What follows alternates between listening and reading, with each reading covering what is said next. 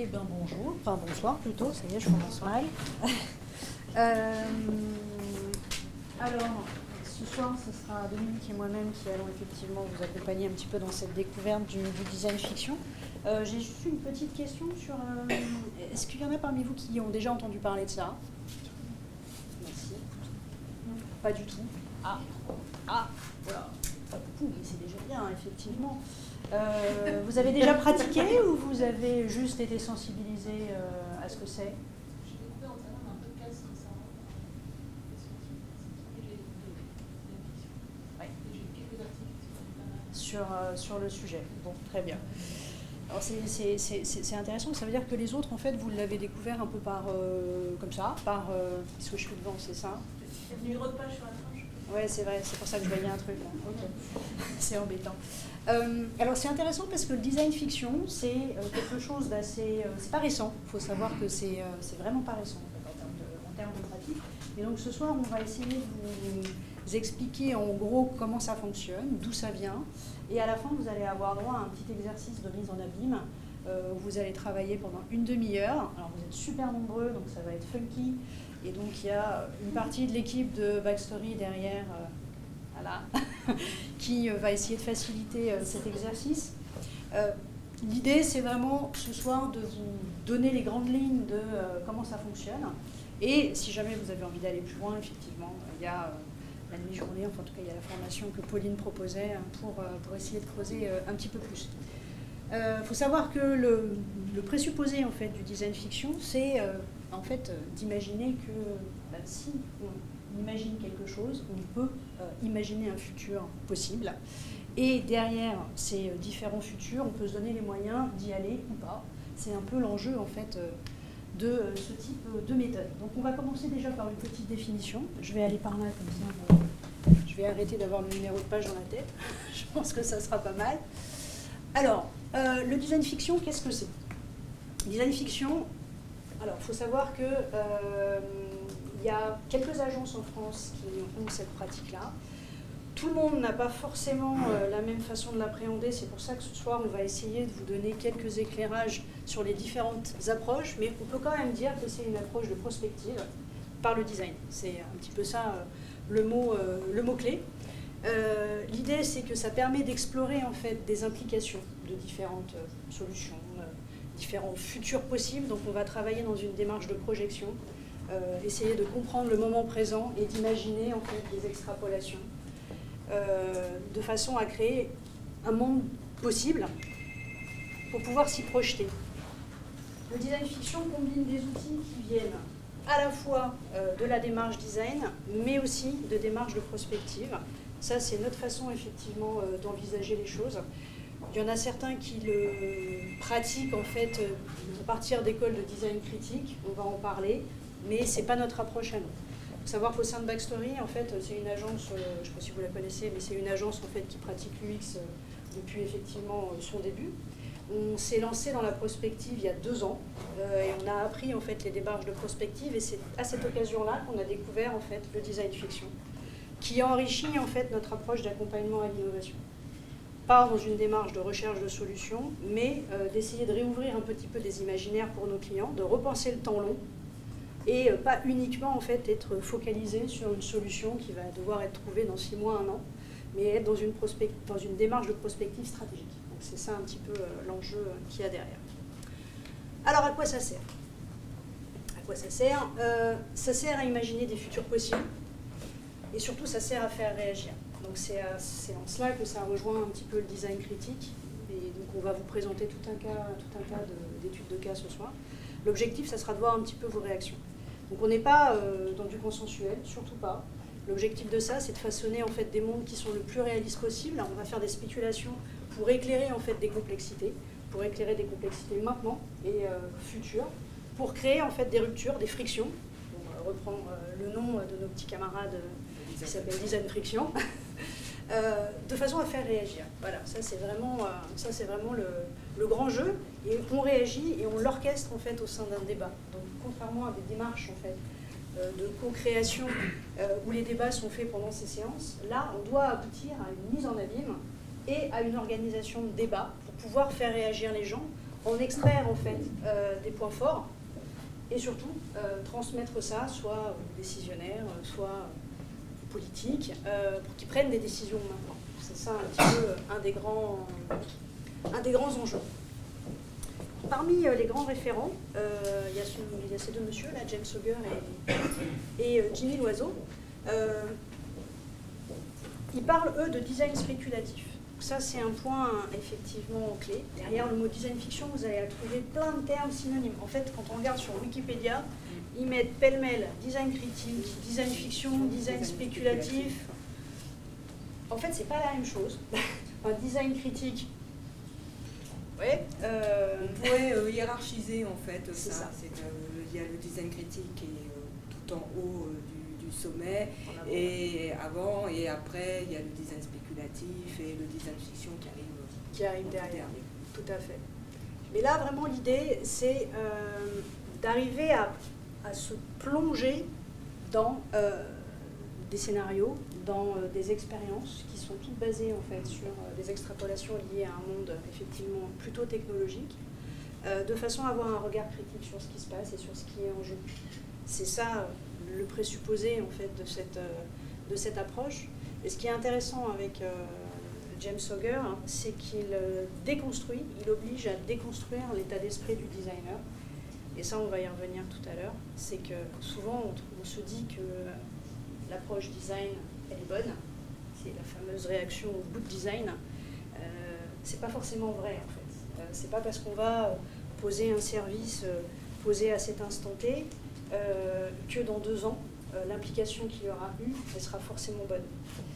Et donc, c'est déconstruire un petit peu ce mode de schéma qui est un des fondamentaux et qui, du coup, impose à un designer de se remettre en question et de se positionner, en fait, dans une démarche prospective. Donc, il remet un petit peu à plat tous nos fondamentaux derrière. Alors, ça, c'est la base de la démarche prospective. Avant de penser le futur, il faut déjà qu'on connaisse bien le passé. Donc, quand on attaque, en fait, un sujet, quel qu'il soit, en design fiction, il faut effectivement faire des recherches pour voir un petit peu d'où c'est venu. Donc, on est obligé, en fait, de faire des recherches par rapport à ça, comprendre les tendances qui ont explicité ça. On positionne effectivement le présent, ça paraît naturel, et puis surtout on va définir un horizon temporel. Est-ce qu'on va imaginer un monde dans 5 ans, dans 10 ans, dans 5 ans, dans 50 ans? C'est cet horizon-là qui est clé, parce que c'est lui qui va nous permettre en fait de voir jusqu'à quelle projection on va devoir imaginer nos tendances. Surtout à réfléchir à la rétrospective, c'est-à-dire que si on se projette dans 10 ans, par exemple en 2028 ou on va dire 2030 pour faire simple, nous on va regarder ce qui s'est fait il y a 15 ans et voir si autour de la problématique qu'on a posée, il y a des choses qui ont été déjà réfléchies et jusqu'où on peut arriver et jusqu'où on peut tirer ce fil de tendance. C'est ça. Et c'est ça qui est assez différent de ce qu'on peut faire quand on fait des benches, quand on alimente un peu notre phase d'insight. Je ne sais pas si vous êtes designer, tous là, chef de projet, designer. Je suis designer. C'est bien. C'est vrai qu'à date, quand on fait cette phase un petit peu de cadrage stratégique en amont, on fait un bench par rapport à ce qui existe à date. Pas forcément en fait une rétrospective de ce qui s'est passé pour amener à ces solutions-là. Or là, c'est un peu l'enjeu pour réussir à comprendre c'est quoi les éléments précipitants qui ont fait que cette techno est arrivée, ou cette techno s'est déployée, ou ce service a pris de l'ampleur, ou c'est carrément un événement. Voilà. Ça peut être un événement aussi. Exactement. Alors, les univers futurs. Il y a bien évidemment tout un spectre d'univers possibles et de futurs possibles. On essaye de réfléchir dans cette logique-là.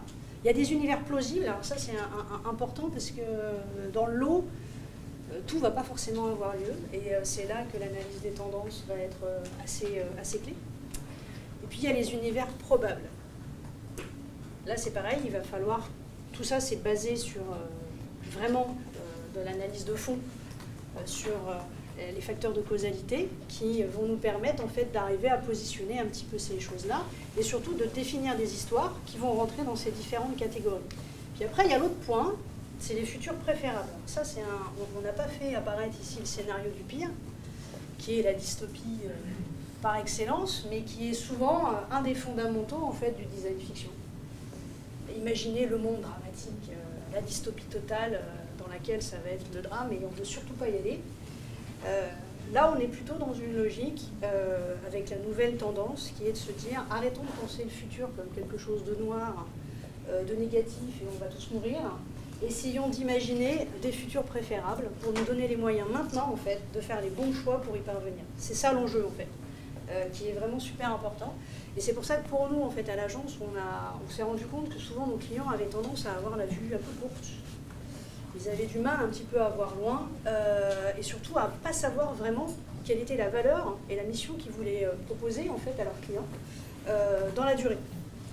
Et l'avantage en fait de ce genre de technique, c'est juste ça permet, ça rejoint un petit peu le principe de la loi Pacte avec les entreprises à mission. Je regarde Fabienne qui est spécialiste chez nous de ça. C'est qu'est-ce que mon entreprise, c'est quoi le rôle de mon entreprise dans la société? Qu'est-ce qu'on veut apporter aux clients? À quoi on veut servir? Et du coup, ça présuppose en fait d'avoir une démarche qui est une démarche responsable. Et donc travailler en fait sur des futurs préférables. Derrière, il y a une logique stratégique qui est de dire, OK, c'est vers ça qu'on veut aller, c'est quoi les moyens qu'on doit se donner pour y parvenir? Ça, c'est vraiment une question assez clé. Et donc, bien évidemment, quand on fait du design fiction, il faut éviter d'aller dans les bords qui sont dans les impossibles en partant trop loin, alors qu'on sait précisément que ça ne sera jamais jouable. Donc, l'exercice de réflexion, il doit se situer effectivement dans ce continuum-là. Oui. Donc en fait, oui, la fiction aide à libérer le futur dépassé. C'est-à-dire que en fait, elle n'impose pas une temporalité à une autre. C'est-à-dire le présent ne doit pas influencer plus que ça le futur. Et donc de se libérer de ça pour pouvoir mieux se projeter. Ensuite, elle s'appuie sur un corpus de culture populaire, dont la science-fiction fait partie. Là, vous avez en couverture le roman de Philip K. Dick, qui est le maître du Haut Château, qui est un bon, je ne sais pas si vous connaissez Philip K. Dick, donc c'est un des grands écrivains de science-fiction, qui a écrit aussi Ubik. Et le principe de se servir de ce corpus populaire, c'est de pouvoir à un moment donné trouver l'idée qui se connecte à un usage. Et donc de pouvoir, grâce à cette connexion, se projeter au mieux dans le futur. Et en fait, le design fiction, une fois qu'on est dedans, qu'on a bâti son référentiel biographique, bibliographique et autour de la problématique, elle demande à rester en veille en permanence, puisque avec nos clients, on veut les aider à mieux se projeter et à mieux agir en conséquence. Ça demande à rester en veille sur le sujet sur lequel ils veulent aller, vers lequel ils veulent aller. Et donc, et de remettre en continu les idées reçues, les idées préconçues qu'on a sur le sujet. Là, l'avantage que vous avez pris ce soir, c'est que si vous avez envie de vous regarder des films à gogo et des séries à gogo et de lire des BD de SF, ça va vous servir dans votre travail. Donc c'est quand même super intéressant. Alors, les caractéristiques d'un projet de design fiction. Alors, contrairement en fait à une démarche de design de service, là, on n'est pas dans une optique en fait de KPI derrière. Donc ça, c'est quand même important. Il n'y a pas de contraintes business qui sont imposées. C'est quand même un point non négligeable, c'est-à-dire que ce que vous allez sortir à la fin, le proto ne doit pas être fonctionnel. C'est pas là-dessus en fait qu'on va vous attendre, surtout pas. Il doit être basé sur de la fiction et sur de la narration.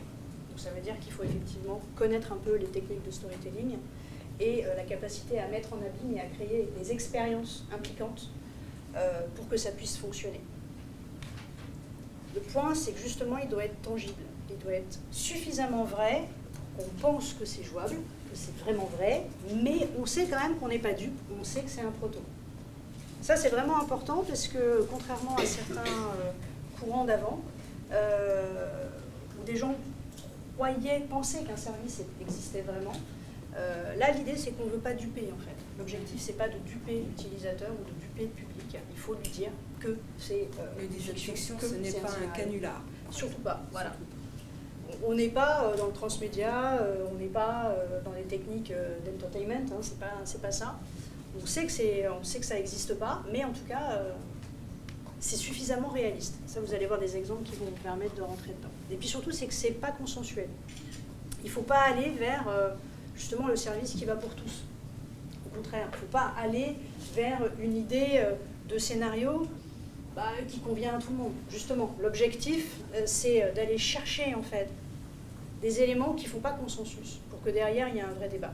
Donc c'est d'où la notion de friction. À partir du moment où vous allez créer un malaise, là, vous allez permettre aux gens de se positionner et de dire est-ce que c'est vraiment le monde dans lequel j'ai envie d'aller vivre dans 10 ans, dans 5 ans? Est-ce que c'est vraiment le genre de service que j'ai envie de déployer autour de moi? Alors, ça c'est un petit schéma d'un prof qui est un designer et chercheur, qui positionne un petit peu les différents univers dans lesquels le design intervient. Et on se rend compte, il y a les techniques de design thinking qui accompagnent l'innovation. La prospective qui se trouve un petit peu à intersection avec la stratégie. L'univers de la science-fiction. Et puis, on a le design fiction qui est assez proche de l'art et du design spéculatif. Et puis, le design prospectif. Il faut savoir qu'au sein de l'agence, on glisse un peu du design fiction vers le design prospectif, l'objectif étant justement de le rendre concomitant avec des décisions stratégiques. Donc c'est en cela qu'on s'éloigne un petit peu du design spéculatif ou du design critique tel qu'on peut le connaître. Parce que c'est un levier en fait d'accompagnement à l'innovation, c'est une technique d'accompagnement à l'innovation. Et ça c'est vraiment un point important. On va vous détailler effectivement par la suite. Alors, la déconstruction qui nous permet effectivement d'aller là, c'est que effectivement le design n'est pas forcément bon. Alors comme par hasard, pourquoi on parle de plus en plus de design fiction? Je ne sais pas vous si dans votre pratique c'est quelque chose qui vous interpelle, mais il y a quand même une montée en puissance de la responsabilité du designer, de la prise en considération d'une démarche éthique. On fait attention à ce qu'on va proposer. On fait attention à est-ce que les services qu'on propose vont prendre du temps sur les gens, est-ce qu'ils vont les rendre addicts ou quoi que ce soit. Il y a vraiment cette montée en puissance-là. Et donc ça veut dire que de base, le design ne peut pas forcément être bon, ça dépend en fait de qui le pratique. Et donc on pense qu'effectivement, le fait que ça commence à monter en puissance, cette capacité à projeter et à penser l'avenir, c'est assez concomitant avec ce mouvement de responsabilisation des designers. Et tant mieux, parce que finalement, ça joue effectivement notre travail maintenant, mais aussi l'évolutivité de notre profession. Le design ne rend pas forcément la vie meilleure, parce que ça dépend de ce qu'on va proposer, et le design ne résout pas forcément toujours les problèmes, il peut en créer d'autres. Voilà. Donc ça, il faut le déconstruire, et c'est juste tout l'intérêt de penser l'implication de nos choix. Alors, et donc ça permet, à la fois pour le designer et à la fois pour l'équipe projet qui va être accompagnée, ou pour la collectivité, ou par le public qui va recevoir, d'éclairer en fait l'impact des choix qu'on va faire maintenant. D'éclairer l'impact des choix sur un monde et sur une société qu'on veut penser. Ça, c'est vraiment clé, puisque justement l'idée, c'est de sortir un petit peu des dogmes et des contraintes telles qu'on peut les connaître à l'instant T. Le point qui est commun avec la démarche UX, c'est que l'utilisateur est au centre. Il est à la fois au centre dans la démarche de conception, puisqu'il repose sur des techniques de co-création. Donc là, tout à l'heure, on va le faire ensemble. On ne fait pas un démarche, enfin en tout cas nous et nos petits camarades, on ne fait pas du design critique et du design spéculatif comme des artistes. Ça c'est vraiment un point. Il y a des tas de gens qui font des trucs super et on va vous faire voir des exemples, c'est magnifique. Mais là, on le voit vraiment comme une démarche de co-création, c'est-à-dire que les ateliers vont intégrer des utilisateurs. C'est une démarche de création collective et d'intelligence collective, qui lui permettent déjà de façonner effectivement les scénarios, mais aussi de pouvoir se projeter dedans. Voilà. Donc en fait, les utilisateurs sont complètement intégrés à la démarche. Et surtout, c'est qu'il permet aux entreprises d'arriver à se projeter et du coup à prendre des décisions si elles veulent y aller ou pas. Alors, on va vous faire un petit peu d'histoire. Est-ce qu'on est en train de vous endormir ou ça va? C'est bon? Si vous avez des questions, n'hésitez pas, parce que je sais qu'il y a un temps à la fin, mais des fois c'est mieux de réagir en live. N'hésitez pas à nous interrompre s'il y a des termes, s'il y a des choses qui vous sont un peu absconses, voire obscures. Au contraire. Alors, nous, on aime bien se plonger dans l'histoire pour connaître un peu quelles sont les origines d'un mouvement. Et dans une démarche prospective, comme on vous l'a dit tout à l'heure, le passé est important et tout aussi important que le présent. Donc, nous, on s'est plongé dans le passé du design fiction, savoir d'où venait ce mouvement. Et on s'est aperçu que dans les années 60 et 70, il y a le design critique qui est apparu conjointement en Allemagne, en Italie et aux États-Unis, qui se voulait être, alors c'est un manifeste contre ce qu'on appelle le good design. Donc ce que disait tout à l'heure avec la déconstruction de James Auger, c'est d'aller vraiment à l'encontre du good design. Et c'est avant tout un mouvement artistique, mais aussi architectural. Et du coup, comme il a été un peu transversal dans différents pays, on s'est aperçu que ce design critique s'adressait avant tout à une population qui voulait aller à l'encontre de certaines décisions, qu'elles soient politiques, sociales, et qui se voulait aussi un peu expérimentale et exploratoire. Donc d'où l'idée, cette magnifique image là qui est à l'écran, où on voit vraiment comment on peut interfacer dans une ville des différentes architectures et comment ça peut communiquer entre eux. Ouais. Et juste un petit ajout sur Archigramme, en fait, c'est un collectif d'architectes et urbanistes qui se sont complètement inspirés en fait de la culture populaire des comics pour pouvoir réaliser en fait leurs dessins. Donc ils ont effectivement puisé dans la culture populaire et ils sont allés à l'encontre des idées et c'est justement ils ont essayé d'imaginer des mondes complètement à l'encontre en fait de ce qui se faisait habituellement. Donc ils ont imaginé des villes modulaires, des villes qui bougent, etc. pour commencer à faire réagir leurs citoyens en exploitant en fait les codes de la pop culture.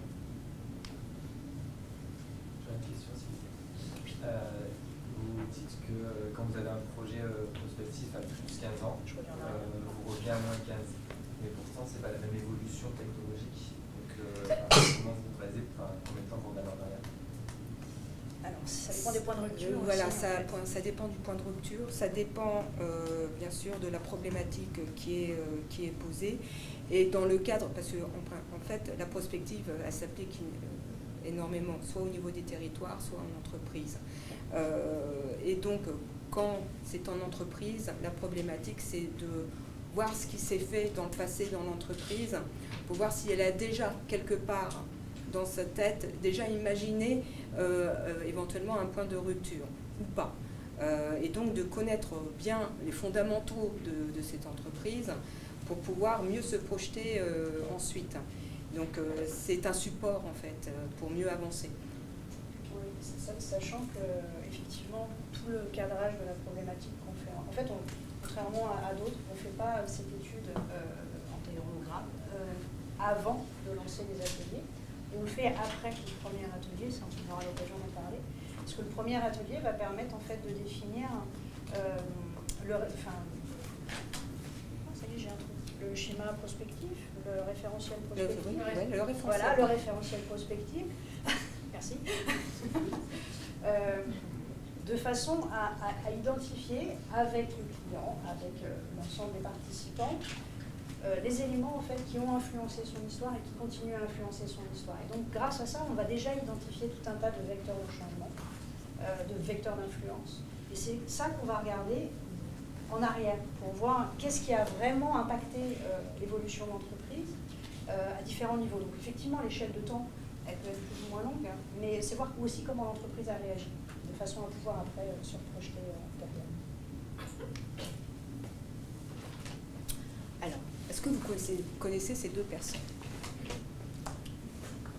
À gauche, vous avez Anthony Robin et à droite, vous avez Fiona Raby. Ce sont deux Britanniques, deux designers, deux professeurs au Royal Art College. Ces deux personnes, et surtout Anthony Robin, a inventé le terme design critique. Ça date de 1999, il a écrit un petit essai sur le sujet. Et durant toute la décennie 2000, ils ont creusé vraiment le sujet autour du design critique, du design spéculatif.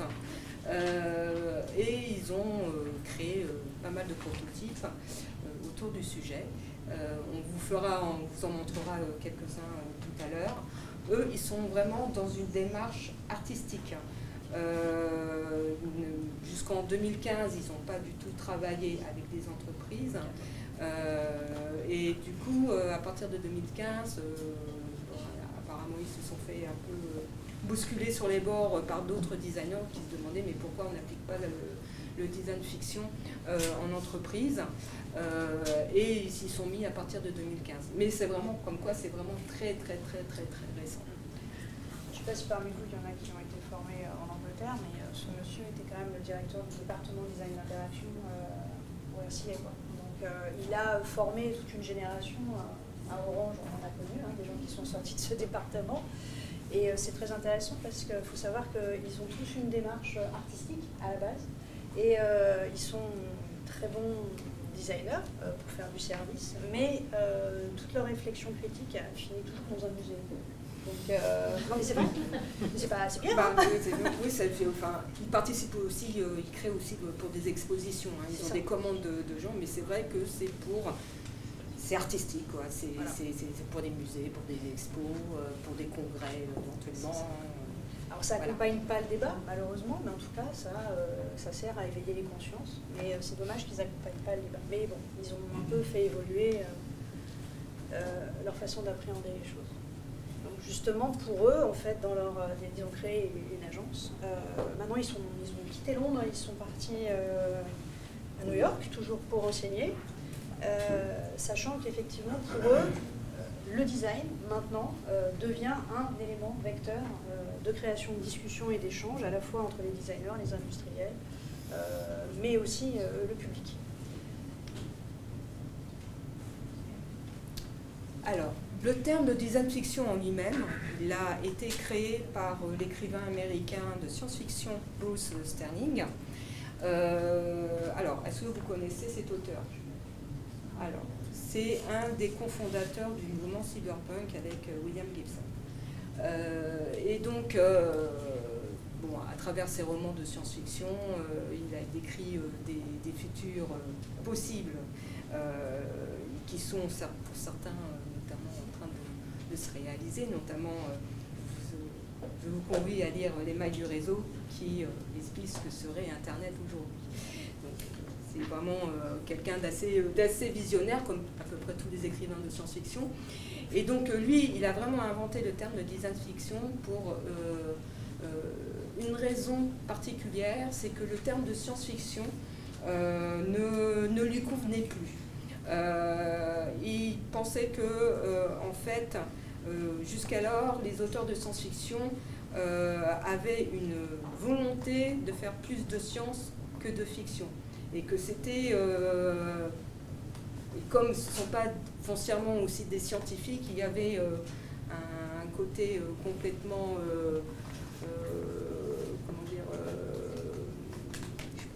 réfractaire, voilà, c'était pas abouti chez eux. Donc du coup, il s'est dit, nous, on fait plutôt du design fiction. Donc,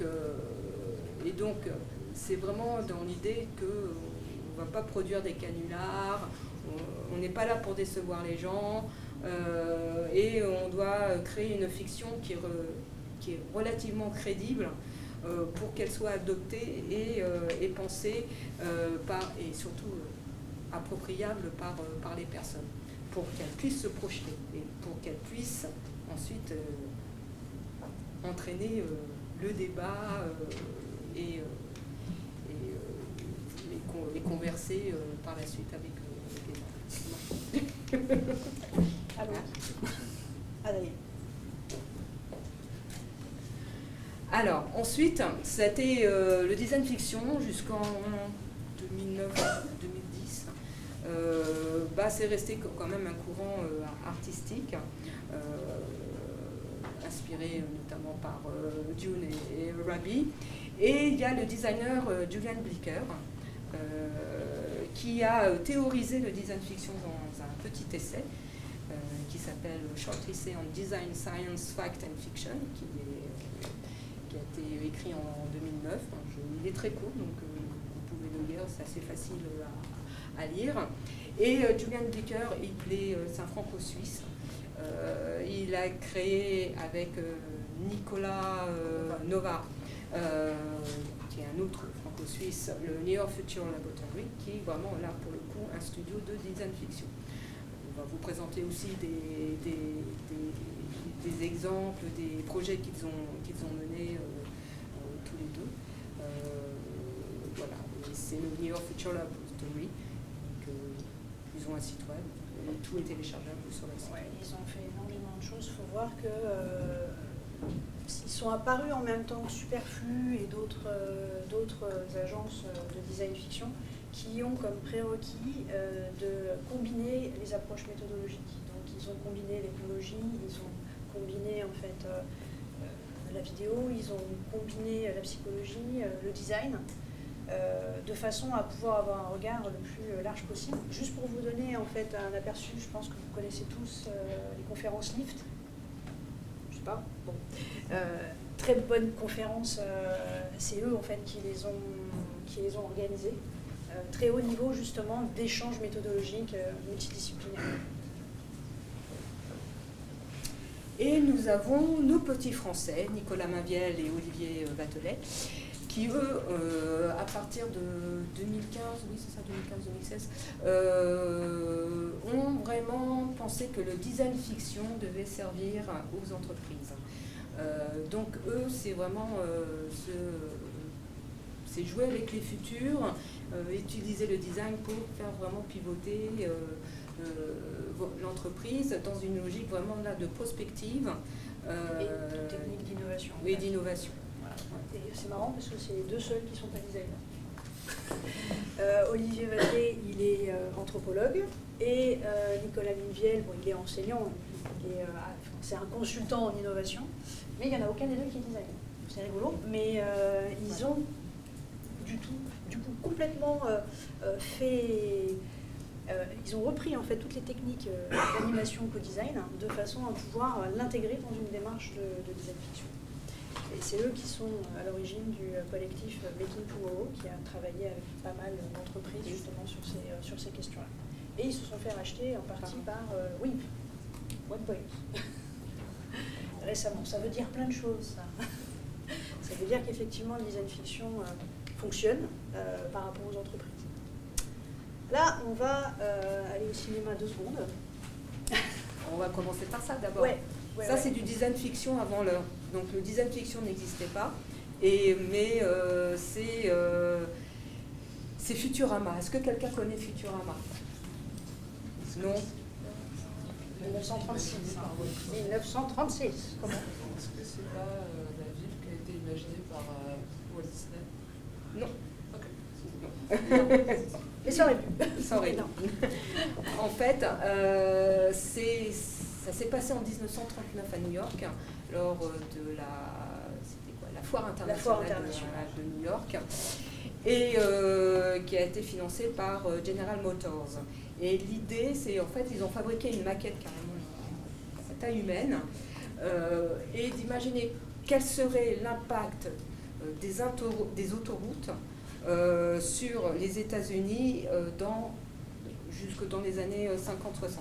Oui, voilà. C'est ça. En fait, c'est quoi l'avenir de la mobilité aux États-Unis à horizon, effectivement, plus 20 ans, c'est ça? Voilà, c'était plus 20 ans, mais c'était 50-60. Et donc, quel serait en fait l'impact aussi sur les banlieues, donc les banlieues américaines. Or, il faut savoir qu'une chose, la prospective américaine n'est pas du tout la même que la prospective française. La prospective américaine c'est de la prophétie autoréalisatrice. C'est-à-dire que General Motors a financé ça. Et ça, au niveau de l'État fédéral, ils se sont dit, waouh, c'est génial, eh ben on va y aller. Boum. On veut des autoroutes. On veut des autoroutes et on veut des banlieues en périphérie. Donc ça a été fait, quoi. Vous avez les États-Unis, vous avez ça. Vous avez ce genre d'autoroute qui traverse les villes, les grandes villes, les métropoles, tout et tout. Et comment ils ont organisé ensuite la cité autour de ces autoroutes. Donc voilà, vous avez plein d'exemples comme ça aux États-Unis où à un moment donné, ils se disent ok, ça c'est faisable, on y va, go. Ça a été le cas en 1993 quand Al Gore a parlé des autoroutes de formation, des autoroutes de l'information, donc l'Internet.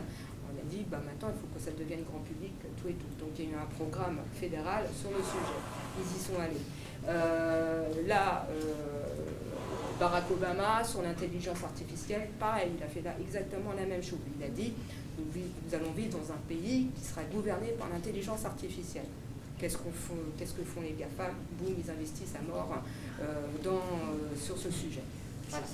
Et ça, c'est intéressant de voir comment ils arrivent à se projeter à partir de prototypes, hein, parce que c'est un prototype. Ah c'est un prototype. Voilà, vous voyez des gens qui se baladaient quand même au-dessus sur le sujet. Alors, le IF. Ici, Voilà. il ne restait plus que 15% d'eau potable sur Terre dû à un désastre écologique. Qu'est-ce qu'on ferait? Est-ce que designer une bouteille d'eau serait encore utile? Et ben là, c'est Toncram, oui, c'est Tacram. Moi, j'ai oublié. Oui, c'est l'agence voilà. Tacram. Qui, pour justement une exposition, il y a une commande d'une exposition Documenta en Allemagne, et eux, ils ont imaginé tout un ensemble d'implants pour que l'homme puisse survivre sur une terre inhospitalière au possible, et dont où l'eau, boire de l'eau potable devient vraiment problématique. Et là, ce que vous voyez sur l'écran, donc c'est un implant qui va sur la vessie, qui... Est-ce que vous voyez pas et qui en fait, l'urine est recyclée et réinjectée dans les reins. Donc c'est perte minimum de l'eau. Et comment ne pas se dessécher littéralement. Voilà, donc ils ont imaginé tout un dispositif qui va de la tête jusqu'aux fesses. Et ils ont imaginé par exemple quelque chose pour un filtre à air. Et ce filtre à air est spécifique, c'est-à-dire qu'il fabrique de la rosée qu'on peut boire. Donc le tout est interconnecté, tout et tout. Et ce qui est intéressant dans ce projet, c'est la façon dont ils ont imaginé la chose, en disant que oui, la bouteille en plastique, la bouteille en verre, ce n'est plus possible. Et comment on peut imaginer ça dans un cadre. C'est ça. Ouais, le thème, c'était ça. C'est quoi l'avenir de la bouteille? C'était ça le thème. Et ça a été vraiment une commande. Alors, ce qui est rigolo, c'est que, bon là, on peut voir un schéma, mais derrière, il y a une vidéo qu'on ne va pas vous faire voir parce qu'on a plein d'autres à montrer. Mais surtout, c'est que tous les objets ont été réalisés, produits, façonnés dans un métal super beau. Donc là, c'est allé très très loin parce que c'était vraiment dans une expo. Donc là, on ne peut pas dire que le prototype était à bas prix. Je ne sais pas combien ça leur est revenu. Il y a du titanium, enfin, c'est des trucs de fou. Ils sont allés très très loin pour montrer concrètement à quoi ça pouvait ressembler. C'était fonctionnel? Non. C'était joli. C'était joli. C'est joli. C'est vraiment un projet artistique. C'est vraiment du design de produit. Ils sont allés jusqu'au logique de design. Mais c'est ça le design fiction. Hein. On va vous présenter des prototypes. On a l'impression que c'est vraiment. C'est vrai, ouais. C'est des objets, quoi. Ça vous fait peur, hein? Ouais. C'est le but, en fait. C'est le but. Alors, bon, Max Molon, c'est un des designers en France qui pratique et qui communique le plus aussi sur le design fiction. Alors, il a fait plein de projets, mais là, celui-là, il est mignon. C'est son projet de thèse, d'ailleurs. Mitoyen. En fait, c'était dans le cadre d'un appel à projet d'Orange en 2012 pour essayer justement d'imaginer les services d'Orange 2 ans plus tard. Et donc, il a pris comme postulat une tendance forte qui est celle de l'isolement. L'isolement, merci. Comment lutter contre ça dans une maison connectée, puisque c'était un des enjeux d'Orange qui était assez fort. Et donc, il a imaginé, il a créé une fausse marque. Donc, on est toujours dans la rupture, ça ressemble, mais en même temps pas trop. Il a créé une fausse marque avec tout un tas de partenaires, DreamTech, Samsung, Ikea, qui permet en fait d'avoir une table et un mur avec deux parties. Donc il y a une partie chez soi, vous allez connecter ici, et puis une autre partie que vous allez mettre dans votre famille, chez vos parents, chez des gens avec qui vous ne pouvez pas être au quotidien parce qu'ils sont trop loin. Et en fait, le mur va donner l'impression qu'ils sont de l'autre côté. Donc ça recrée du lien, ça recrée de la connexion.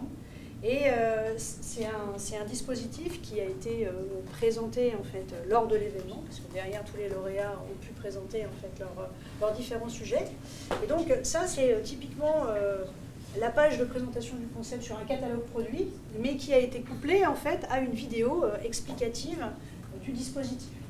Donc là c'était une démarche de design critique, mais en même temps de design fiction, puisqu'il s'est basé sur des études anthropo. Il a fait des observations in situ, donc il a repris en fait les techniques de base de ce qu'on utilise en design. On va faire un peu d'immersion, on va faire de l'étude quali, on va faire de l'étude de tendance, on va regarder ce qui existe sur le marché en termes de techno et on va pousser le curseur un petit peu plus loin pour voir si les gens sont prêts, sachant que là, il a recréé en fait un environnement et des scénarios qui permettent aux gens de se dire « Ah mince, est-ce que je veux vraiment que mamie parle avec sa fille qui se trouve à des millions de kilomètres ?» Là, l'exemple, c'était que le cas était assez simple. Il y a une mère de famille qui était dans l'incapacité de prendre l'avion et sa fille habitait, je ne sais plus si c'était au Brésil ou en Afrique. Elle ne pouvait plus se déplacer pour aller la voir et le téléphone, ça ne lui suffisait plus. Donc là, c'est un scénario concret, un scénario d'usage qui permet vraiment de se projeter et qui permet d'avoir une réponse très claire. Maintenant, est-ce que c'est là où on veut aller ou pas? Vraie question, est-ce que ça vous plairait en fait ce genre d'environnement? Et pendant l'expo, en fait, il y avait tout un dispositif qui permettait aux gens de réagir par rapport à ça, sachant que les vidéos courent toujours, elles sont toujours sur Internet. C'était un truc en temps réel ou c'était... C'est du temps réel. En fait, vous les voyez, c'est vraiment, vous avez c'est du plasma qui se parle et vous voyez les gens en face. Hein. Là, on ne vous a pas fait voir la vidéo sur scène-là, mais c'est de l'interaction en temps réel. Voilà. Et donc, le rendu quand même final, on croit que c'est sur un vrai catalogue. C'est ça qui est important en fait. Hein. C'est que derrière, vous avez des vidéos qui sont très immersives et qui projettent un scénario concret. Donc là, on est vraiment dans le scénario d'usage. Mais en plus, avec des supports de communication qui donnent l'impression que c'est vrai. Donc on n'est pas loin. On peut toucher du doigt en fait cette réalité. La question, c'est est-ce qu'on veut y aller ou pas. Maintenant, c'est le cinéma.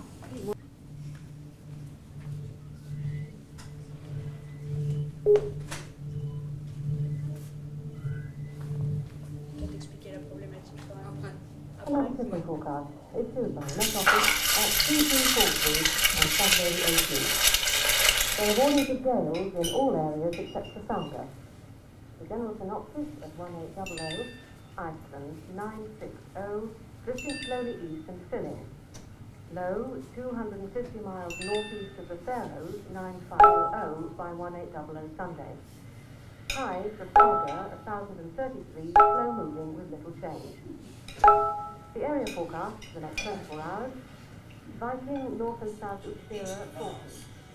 Is it Chinese? Is it Japanese? James thinks it's Chinese. This little vase is Japanese, and there are several things that we look at. Is it first look at the little band that encircles the neck? You know, I've never heard we say 150 pounds, 150. Area 50, 80, 90, 95.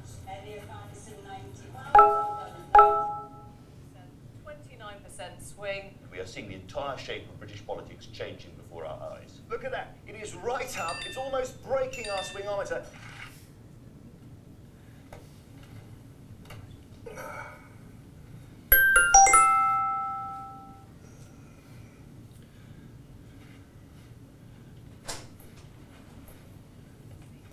Horrifying column that for the Lib Dems, down 27%.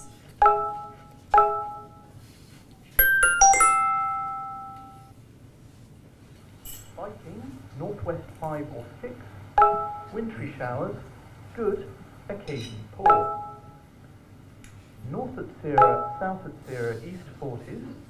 Variable 4, becoming southeasterly 5 or 6. West 40s, Cromarty, Forth, Tyne, West Docker. Noel Wiley, no red line for you as your high but let's see, Noel Wiley. Is it right? So they kept them all on the altitude of 54. Now, I think you probably will. I mean, I tell you what, you've got several years of sentence. I can hardly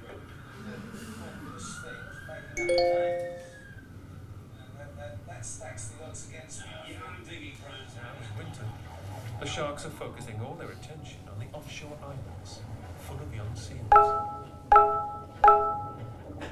By watching how the sharks hunt here, Alison has learned what time of day an attack is most likely.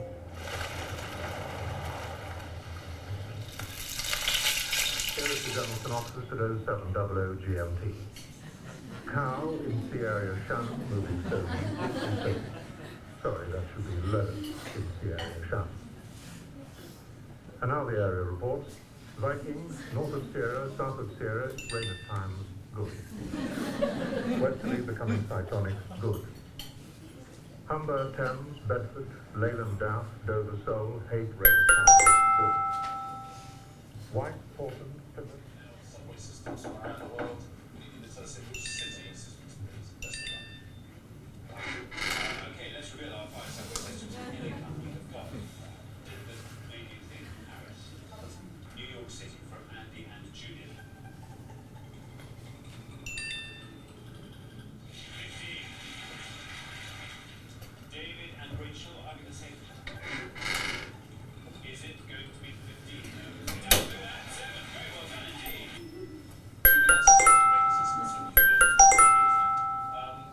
Now A is London.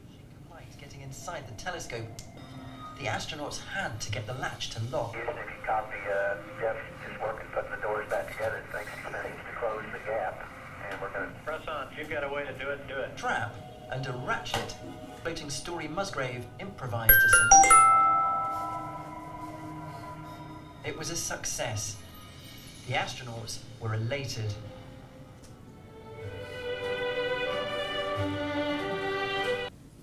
En fait, c'est le Sensitive Lab qui est en fait un institut de recherche en design qui fait partie d'un consortium en fait avec des professionnels et des entreprises qui a lancé une étude sur l'influence de l'urbanisation galopante et le fait que ça va avoir un impact en fait sur notre santé et sur notre vie. Et qui du coup ont demandé à des étudiants de travailler sur justement les répercussions possibles que ça pouvait avoir. Et donc dans ces travaux qui ont été menés, des étudiants ont émis en fait, sont arrivés avec une hypothèse qui est que le fait de ne plus être en contact avec la nature va créer un syndrome clinique qui va entraîner une baisse de productivité, qui va entraîner tout un tas de complications sociales, d'isolement, d'enfermement, de baisse de rapport aux autres. Et donc il fallait inventer un dispositif pour contrecarrer en fait, ce syndrome. Ils ont présenté ça en fait, à ce fameux consortium, donc il y avait tout un tas d'entreprises, il y avait des politiques, il y avait un petit peu de tout. Et une entreprise qui s'appelle Interface, qui est spécialisée dans l'aménagement de bureaux, a décidé en fait d'investir et d'investiguer surtout sur des scénarios possibles autour de ça. Donc la problématique, imaginons, l'hypothèse c'est et si on devenait malade parce qu'on n'était plus en contact avec la nature, comment est-ce qu'on pourrait contrecarrer ça? C'est ça le what if qu'il y a derrière. Et donc ils ont décidé d'imaginer un dispositif, ça ressemble effectivement un peu à une table de massage, mais qui nous permet en fait d'être en immersion. Donc on est complètement... c'est vraiment des images 3D qui nous permettent d'être complètement en rapport avec la nature. En plus, vous avez une petite dame qui vous dit je fais un avec la nature, je suis bien, c'est vraiment de l'autosuggestion à mort. Et ce dispositif-là a été mis en scène lors d'une convention professionnelle d'architectes d'intérieur. Et en fait, tous les stands étaient en accès libre. Donc, on avait l'impression que l'entreprise existait vraiment et que Interface avait proposé ce dispositif, qu'il était là pour test et que vous pouvez en fait l'acheter. Et donc, les gens venaient, il y avait des personnes qui faisaient la démonstration et tout de suite, on leur donnait un micro, c'est qu'est-ce que vous en pensez? Et donc, tout était filmé et en fait, tout est dans la vidéo. Si ça vous intéresse, on va vous donner le lien derrière. Mais ça a permis en fait de créer tout de suite une réaction, de documenter cette réaction et du coup de permettre à l'entreprise de se dire est-ce que c'est vraiment ce qu'on veut proposer en fait comme outil et dispositif aux entreprises pour lesquelles on travaille. Parce que nous, en tant qu'architecte, on a envie de proposer ce genre d'aménagement dans un bureau. Voilà. Donc là, c'est hop. Alors là, très rapidement, je ne sais pas si vous en avez entendu parler, c'était en 2006, Bye Bye Belgium. Est-ce que ça parle à quelqu'un? C'est des Belges dans la salle. Ouais. Non, ça vous dit rien? Alors, en fait, là, ils sont allés très très loin, très loin. Il faut savoir que bon, la problématique, c'était, voilà, c'est un pays où il y a une vraie scission possible entre les deux parties du pays. Et donc, ce monsieur, Philippe Duteuil, a imaginé une émission, imaginé un envoyé spécial exceptionnel qui a été diffusé. Ils ont fait une interruption de programme en direct. De façon dans le journal télévisé, juste après le journal télévisé. Enfin, ça avait commencé par l'émission classique, genre envoyé spécial, mais c'était pas envoyé spécial. Et tout d'un coup, flash d'information, mince, ça y est, les deux parties de la Belgique sont séparées. Le roi a décidé de fuir le pays. Et en fait, il y avait les journalistes qui rapportaient l'événement en direct, mais vraiment en direct. Et il y avait marqué partout ceci n'est pas une fiction, ceci n'est pas une fiction. Il y avait des tas de petits incrustés à l'intérieur de l'écran. Je ne vous raconte pas ce que ça a créé. Ils avaient prévu en fait une hotline dédiée pour pouvoir essayer d'endiguer les réactions. Et au bout d'un moment, en fait, des gens de l'État ont demandé dites que c'est une fiction parce que là, c'est en train de faire exploser les compteurs. Et en fait, il y a des tas de gens qui ont attendu les 3/4 de l'émission pour comprendre qu'effectivement, c'était pas vrai. Et après la diffusion, ça a quand même duré, je ne sais plus, 3/4 d'heure. 3/4 d'heure. 1 heure, 1 heure. Et juste après, il y a eu un débat qui était organisé pour dire, voilà, si les politiques prenaient cette décision de scission, voilà ce que ça pourrait donner comme réaction. Il faut savoir qu'ils sont même allés plus loin. Il y a un chauffeur de bus qui passait la frontière entre les deux régions, Wallonie et la Flandre, qui a arrêté son bus à la frontière et qui ne pouvait pas continuer. Il devait changer de bus pour prendre l'autre bus de Wallon pour pouvoir continuer en fait leur trajet. Et donc, voilà, ça a été une décision politique qui a été prise concomitante à la diffusion, qui a simulé en fait l'impact dans la vraie vie de ce type de décision. Il n'y avait que le conducteur de bus qui était au courant de ça et qui a joué le jeu. Et ça n'a pas gêné en fait les gens qui étaient dans le bus. C'est ça qui est rigolo. Oui, et il y a eu des réactions assez fortes des deux côtés. Du côté wallon, c'était « ouais, super, on va devenir français ». Et côté flamand, ils étaient hyper heureux de se débarrasser de la partie française. Voilà. Ou on débarrassait des ploucs, de ceux qui nous coûtent de l'argent, hop, adieu. Donc ça a provoqué quand même pas mal de remous. Ça a provoqué beaucoup de débats. Il faut savoir qu'en fait, ce sujet revient d'actualité chez eux. Et cette design fiction, finalement, risque de devenir parfois une réalité. Alors on va parler un peu méthode. Est-ce que ça va? On vous tient toujours? Vous n'avez pas trop faim? Si, un peu quand même, je pense. On va aller vite. Ça, c'est la méthode utilisée par nos petits camarades de Design Fiction. On les aime beaucoup. Hein. On les aime beaucoup, ils sont très bien. On n'a pas tout à fait la même. On n'a pas tout à fait la même et c'est pour ça qu'on va essayer de vous la décrire. Mais quand même, ce qu'il faut essayer de retenir, c'est qu'effectivement, avant en fait, eux considèrent qu'avant de démarrer un travail sur une problématique telle qu'on va vous la soumettre, il faut faire un travail de recherche, de veille, d'analyse de tendance, de recherche ethno et aussi d'entretien avec des experts. Donc il y a tout un corpus de savoir à créer, il y a tout un corpus de savoir à construire de façon à pouvoir le diffuser en fait pendant les ateliers. Donc c'est pas anodin, ça demande un petit peu de temps. c'est ce qu'ils ont fait justement dans le cadre de Protopolis. Ils ont fait de l'immersion avant de commencer à faire les ateliers. Ce qu'on va voir ensemble, c'est les fameux ateliers en fait, de façonnage de scénarios. Eux, ils travaillent sur le SI. Alors, ils ont plein de techniques. Hein. Vous avez vu dans Protopolis, vous avez toutes les techniques possibles de créativité qui sont mobilisées pour faire émerger des solutions. Et puis derrière, l'idée, c'est d'arriver à le rendre tangible dans des scénarios concrets et des prototypes concrets. À partir de là, dans les trois, là, dans la mise en expérience que vous avez, les utilisateurs ne sont plus là. En tout cas, les ateliers ne sont plus là. C'est quelque chose qui relève du travail du designer ou des designers. Toute cette partie amont, avec le scénario systémique, en revanche, c'est le fruit d'un travail collectif et participatif, qui revient avec la session de confrontation qui a lieu à la fin. Ça, on va dire que c'est le cycle de base d'un design fiction tel qu'on peut l'entendre de façon assez classique. On va juste en fait pousser un peu le point. Pour nous, en fait, pour rentrer effectivement dans ce détail-là, ce qui est super important, c'est de voir l'enjeu en fait qui va vous être donné. Si c'est des pouvoirs publics, il faut effectivement s'assurer qu'on comprend bien ce qu'il y a derrière. Si c'est une entreprise, c'est effectivement la même chose. L'horizon temporel est aussi super important. On l'a vu, ça nous permet de revenir en arrière ou en tout cas de se projeter. On ne pense pas à une design fiction de la même façon si c'est à 5 ans, 2 ans ou si c'est à 20 ans. Les participants. N'oublions pas qu'il faut qu'il y ait des gens en fait, dans ces ateliers. Donc identifier les participants et les recruter, c'est un vrai souci. Là, nous, on est confrontés à ce cas-là avec un projet pour aussi des personnes âgées. On doit anticiper qui peut venir et les conditions de participation à ce type d'atelier. Alors, le nombre d'ateliers dans un design fiction n'est jamais défini à l'avance. Il faut être un peu souple sur la méthodologie et savoir en fait de combien de temps vous disposez pour pouvoir avancer. Le point important, c'est justement le cadre de diffusion. Vous avez vu, on vous a fait voir plein de vidéos, il y a plein de choses qui existent sur Internet. On se rend compte que ça existe parce que souvent, ce n'est pas dans une démarche d'entreprise. Dès qu'on commence à aller dans des entreprises, c'est plus compliqué. Nous, on a travaillé il n'y a pas très longtemps pour Natixis Assurance, qui nous a autorisé à communiquer, mais on ne peut pas trop diffuser pour autant. Pour autant. Et quand on leur avait demandé est-ce qu'on peut faire une petite vidéo, ça a été non. Voilà. Et pourtant, c'est un élément super important parce que s'il n'y a pas de diffusion, vous n'avez pas appropriation. Et c'est pourtant en fait tout l'enjeu qu'il y a derrière. Et puis après, il y a l'organisation du débat qui est effectivement le point clé. Excusez-moi. Oui. Juste, la diffusion, c'est quoi? C'est en interne? Ça peut être en interne, ça peut être en externe. Tout dépend en fait le cadre.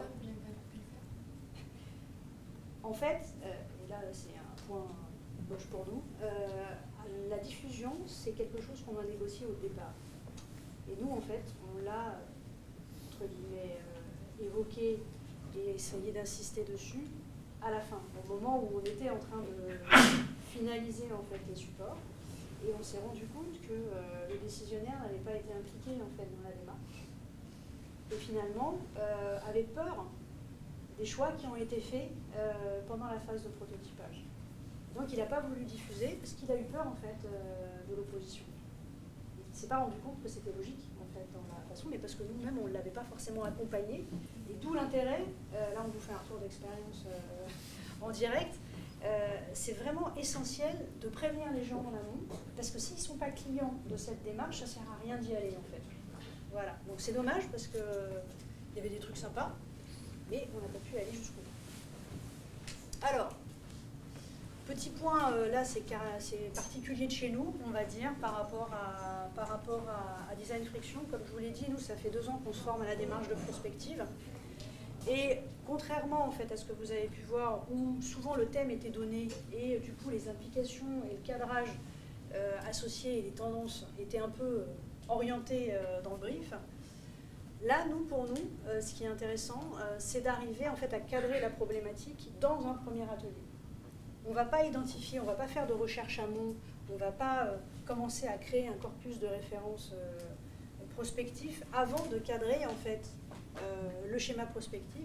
Donc si vous travaillez pour un client, il va falloir effectivement réussir à définir les univers dans lesquels lui, il a un rôle à jouer, qu'est-ce qu'il influence lui, qu'est-ce qu'il peut faire, sur quoi il peut agir, et progressivement, en fait, identifier tous les axes d'influence et les grandes tendances qui vont avoir un impact sur son activité. C'est ça qui va permettre, en fait, d'identifier les fameux facteurs de changement, les facteurs de rupture, et tout ce qui va permettre, en fait, de creuser un petit peu la recherche, à la fois ethno, mais aussi les entretiens, et la création du référentiel issu de la pop culture, parce que c'est par rapport à ces tendances-là et ces facteurs de changement qu'on va pouvoir creuser certains sujets.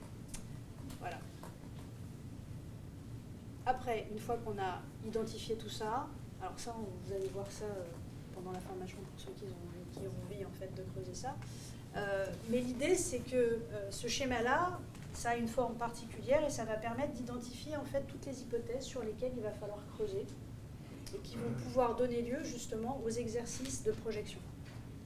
Et donc ce travail en fait de priorisation, il est clé et surtout cette démarche-là, c'est totalement fondamental en fait et constitutif de la démarche prospective qui se distingue complètement en fait de la démarche de design spéculatif, puisque ça c'est fait en co-création avec les acteurs qui sont concernés.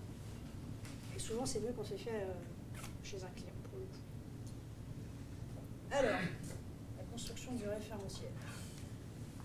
Alors, comme on vous l'a dit au tout début, le référentiel prospectif est très important à construire. Donc, ça commence par faire une veille rétrospective. Donc, on va regarder ce qui s'est fait dans le passé et notamment si nos sources de fiction ont déjà traité ce sujet ou pas.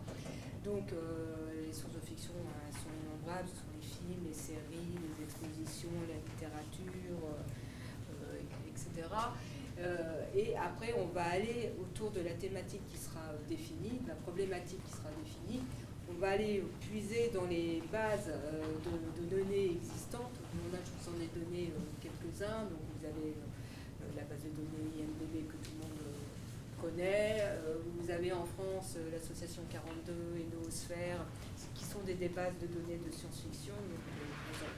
Autour d'un mot-clé, vous allez avoir les œuvres qui vont sortir. Les forums dédiés, dont Reddit, qui est une source inépuisable de sujets et où les gens posent des questions, des vraies questions autour de Reddit. Et si malgré tout ça, vous n'avez pas ce référentiel qui se crée, il suffit de poser une question sur un des forums et vous aurez un échange avec ceux qui ont la connaissance, qui vous diront oui, allez voir telle œuvre, allez voir tel film, allez lire tel bouquin, et vous aurez une représentation assez fidèle autour de votre problématique. Voilà. Et ensuite, il suffit de réaliser une veille, j'allais dire classique et globale, pour alimenter toute la phase de co-création et surtout repérer les tendances, les signaux faibles, les ruptures, les zones à risque, est-ce qu'il y a des zones d'émergence, tout ça. Voilà. Donc tout ça, ça permet de créer ce référentiel prospectif. Et si vous voulez enrichir, si vous n'en avez pas assez, et si vous dites oui, c'est pas assez riche ce que j'ai et c'est pas assez tendanciel, vous pouvez faire des enquêtes en ligne, vous pouvez interviewer des experts, faire des entretiens individuels pour enrichir cette base de données. Ça peut prendre du temps. En fait. Oui, ça prend du temps. C'est pour ça que c'est un budget à part entière. Mais c'est très important parce que autant on peut se dire que quand on rentre en phase de prototypage, donc le point final du design fiction avec le débat, on peut se planter, on a le droit de se planter sur le prototypage. Mais la base référentielle de prospective, elle reste et elle peut être une source d'inspiration pour d'autres fictions, pour d'autres problématiques. Donc c'est pas un travail en vain. C'est un travail qui peut servir pour autre chose et qui peut servir de référence. C'est pas grave, je reviens un peu en arrière, c'est trop long. Mais effectivement, d'où en fait l'intérêt de faire ce travail dans la phase précédente, de poser en fait ce schéma prospectif avec les décideurs. On ne le crée pas avec des gens qui ne sont pas décideurs, puisque puisque c'est eux qui ont une influence en fait sur les choix stratégiques qui vont être posés. On n'oublie pas que le design fiction, c'est pour derrière mettre en place des plans d'action, surtout quand c'est dans une logique d'accompagnement à l'innovation. Donc les personnes qui participent à ce premier atelier de cadrage sont automatiquement des gens qui ont un haut rôle dans l'entreprise concernée. Voilà. Alors là, après, c'est différentes petites techniques, on ne va pas aller trop loin, mais l'idée, effectivement, c'est de contrecarrer tout ce qui est idées reçues. Donc là, vous avez plein de petits exercices. Alors, je ne sais pas si on a le temps encore pour le interrogatif. Non, on n'a pas le temps. Ouais, voilà. Dommage. L'objectif, effectivement, c'est de pouvoir s'immerger dans un petit peu tout ça, de façon à pouvoir faire émerger des idées de scénario, d'exploiter en fait la logique des débats mouvants. C'est très utilisé en fait dans ce genre d'exercice, pour pouvoir faire en sorte que les participants se positionnent. Et là, voilà, on rentre dans le détail. Avec toutes les techniques d'animation classiques du design. Donc c'est vraiment pour ça que le design fiction, c'est une exploitation en fait de techniques de co-design. Donc vous pouvez reprendre tout ce que vous avez maîtrisé de façon à pouvoir le formaliser dans ce type de scénario. L'objectif étant de permettre à chacun des groupes participants de pouvoir exposer en fait ces concepts aux autres de façon à les faire réagir. Voilà. Et après, effectivement, c'est entre les mains des designers pour pouvoir aller plus loin. Et après, il y a l'orchestration du débat. Ça, c'est vraiment un point, comme je vous l'ai dit, qui est absolument clé. L'idée, c'est que les participants qui ont œuvré en fait à la co-création soient aussi présents, de façon à pouvoir recueillir leurs réactions, mais le faire aussi avec d'autres types de publics pour créer du lien. On n'oublie pas que ce genre de choses, ça met en relation des gens qui, des fois, n'ont pas l'opportunité en fait, d'interagir. Donc, d'où, effectivement, un public qui soit le plus vaste possible. Voilà. Donc là, c'est pareil. Ça demande de l'animation, le fait d'orchestrer des débats. C'est pas, il ne suffit pas d'attendre dans un coin et d'avoir des questionnaires derrière. Il faut vraiment, en fait, l'orchestrer et surtout permettre une diffusion qui soit large dans le temps, pour pouvoir continuer en fait le débat, et qu'on s'est fait dans le cadre d'une entreprise, de se donner une temporalité, pour que derrière il y ait un accompagnement des décideurs, de façon à ce qu'ils se disent ok, est-ce qu'on y va ou on n'y va pas. Si c'est déconnecté de cette prise de décision, c'est pas de l'accompagnement à l'innovation, c'est du design critique et du design spéculatif. Voilà. Alors, ça c'est important, comment on fait un big fail? Ça arrive. Si vous cadrez mal votre problématique, vous pouvez être sûr que les scénarios derrière, ils vont servir à rien. Si vous oubliez de regarder les choses en intériorité, vous pouvez rater en fait des points d'inflexion qui peuvent être super importants. Et donc c'est dommage. Ou alors des temporalités qui peuvent avoir un facteur important, parce que parfois on a l'impression qu'une tendance elle va être super forte alors qu'en fait elle est déjà à bout de souffle. Et donc c'est d'où l'intérêt de regarder un petit peu en arrière. Ce qui est important, c'est quand même d'avoir aussi des maîtrises des techniques de narration et de storytelling et de scénarios alternatifs dans les futurs. Parce que, et le faire avec un regard, est-ce que c'est possible, est-ce que c'est probable, est-ce que c'est souhaitable, ça en fait, c'est quelque chose qui se fait avec les participants et avec le contexte du projet. Et c'est quand même important effectivement de le savoir. Il ne faut pas rester dans le consensuel, sinon vous ratez, vous faites du design de service, quelque part. Pour que ce soit vraiment provoquant. C'est ça, puisqu'il faut faire réagir. Il ne faut pas sur- ou sous-investir le prototypage. Si vous surinvestissez, vous allez faire du beau et ce n'est pas l'intérêt. Et si on le sous-investit, vous allez faire quelque chose dans lequel les gens ne vont pas se projeter. Or, l'intérêt, c'est vraiment d'arriver à se projeter, pour qu'ils puissent s'approprier effectivement le concept. Et puis le point, oubliez la séance de confrontation débat.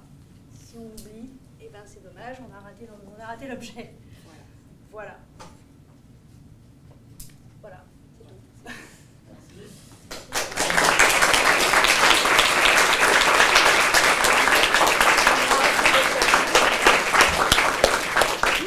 Merci beaucoup, c'était super. Ça vous a plu? Ouais. Bon, alors, il y avait un petit atelier de prévu. Oui, il y avait un atelier, voilà, il y avait un atelier de prévu, mais on l'a raté. Non, ce que je vous propose, c'est... là, les pizzas sont arrivées, et je pense qu'on a tous besoin de faire une petite pause. On peut faire une pause, et puis voir avec les gens qui restent si on fait pas un petit atelier d'ici un quart d'heure, 20 minutes. J'arrive au sujet. Ah.